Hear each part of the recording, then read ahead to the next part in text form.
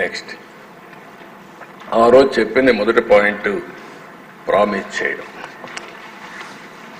Promise చేయడంలో మద్యపాన నిషేధం పెడతాం. దానిపైన లిక్కర్ అవుట్లెట్స్ గ్రాడ్యువల్గా తగ్గించేస్తాం. 5 స్టార్ హోటల్కే పరిమితం చేస్తాం. అది ప్రామిస్ చేశారు.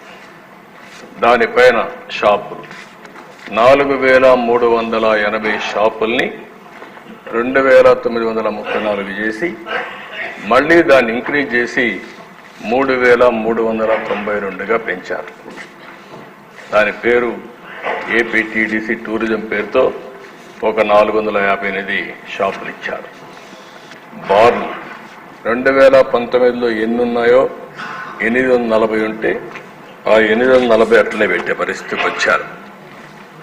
ఇక్కడ మీరు చూస్తే పేరు మద్యపాన నిషేధం, కమిట్మెంట్ లేదు.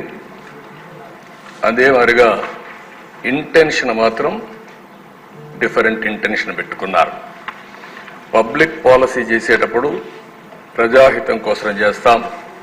అక్కడ మొత్తం మ్యానిపులేషన్కి, పర్సనల్ గెయిన్కి దోహదం చేసే విధంగా పబ్లిక్ పాలసీ చేసే పరిస్థితికి వచ్చారు. ఇల్ ప్లాన్డ్, ఇంబ్యాలెన్స్డ్ పాలసీ టోటల్గా ఫెయిల్యూర్ అయ్యే పరిస్థితికి వచ్చారు. అడుగడుగునా తప్పులు చేశారు. దానివల్ల నేరాలు పెరిగాయి, బ్లాక్ మార్కెటింగ్ పెరిగింది, బూట్ లెగ్గింగ్ వచ్చింది.